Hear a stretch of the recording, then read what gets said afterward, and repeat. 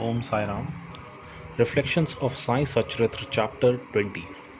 In this chapter, we read that though Baba never left Shirdi, but he sent some to Machhadragarh, some to Kolhapur, and some to Sholapur for practicing sadhana. To some, he appeared in his usual form, or appeared in waking or dreaming state and blessed them. It is impossible to describe all the methods that Baba used in imparting instructions to his bhaktas. How impactfully Baba imparts his teaching in his devotees. Now, why was it important for Baba to send Das Ganuji to meet Kaka Sahib's maid to understand the lesson, and why didn't Baba teach him by sitting in Dwarka Mai itself? We can relate this in a way that when we go to any satsang and listen to the pravachans, we might have a good effects for few days, but it's hard to sustain that good effect for a long time. And the same things, if we learn something from our own experience, we may not forget it in our lifetime. It will stay with us for a longer time. This also reminds me of one of the Baba's 11th vachan. Anubhav karo satya pehchano.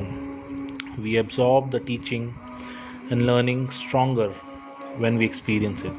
So Baba's way of teaching was pure blessing. Now, how Das Ganu was feeling dissatisfied with his own work. The story goes like this. The Das Ganu once started to write a Marathi commentary on the Ishavasya's Upanishadas. Das Ganu translated it in Marathi OVs verse by verse. But as he did not comprehend the gist or essence of the Upanishad, he was not satisfied with the performance. He therefore consulted some learned men regarding his doubt and difficulties and discussed with them at great length. They did not solve them, nor did they give him any rational or satisfactory explanation. So Das Ganu was little restless over this matter. That was actually the inner voice, the soul, the purest of the pure, telling us that it is not complete yet.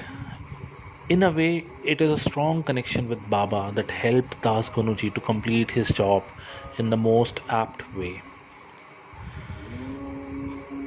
The holy books, Upanishad, Vedas, Sri Gitas, Puranas, Guru Charitras, Sai Charitras, and other pothis are not mere books to read. These literatures are great prototypes of Master's word. These are like weapons for mankind to break the bondage of life and death and be free forever. Sometimes Baba's way of teaching was out of our understanding, but this is where one needs to portray Shraddha, a complete faith and surrender. No matter how strange it seems, or people disagreeing with it, our faith in Masters and his ways of imparting Gyan should be unshakable. Everyone sitting there in Dwarka Mai thought that Baba was just gagging when he ordered Das Ganuji to meet Kaka Sahib's maid for the answers. But it was the sheer faith of Das Ganuji who considered it his master's order and later received his answers. Also, sometimes we start doubting Baba's way due to delay and start questioning. The only thing to understand is that Baba's ways are out of our understanding. He always chooses the best for us. Having Shraddha and Sabri are keys during hard times. Now, when Das Ganu gave beautiful sari to that young maid, she wore it with joy, played with friends and sang songs. Later she kept that sari in her trunk and wore again that torn dress. What I can understand with this Leela is that no matter how much possessions you have or how blessed you are in form of education or material, one should always be humble and never forget their roots.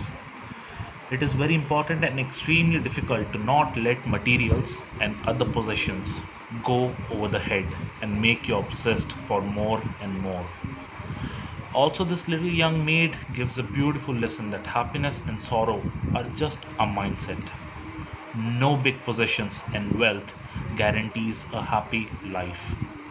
Experiencing happiness is just in your mind and it can be found in the darkest of time too. After kirtan and other meetings with devotees, Baba used to distribute udi to all the bhaktas and used to ask them to leave and have their meal and continue their respective works. This act of Baba tells us that along with bhakti, a devotee or a person should also focus on their daily course and work hard to earn an honest livelihood and also follow everyday schedule firmly. In simple words, one doesn't have to leave their household life in order to walk on bhakti path. The most important and last lesson that we can understand from this chapter is that Baba teaches us to stay happy and remain satisfied with whatever we have. Desire for more increases our karmic debts, which keeps us in the bondage of life and death forever. So these are the few extracts which we can gather from this chapter for now. Shri Sadguru Sainathar Paramastu Shubham Bhavtu Om Sai Ram.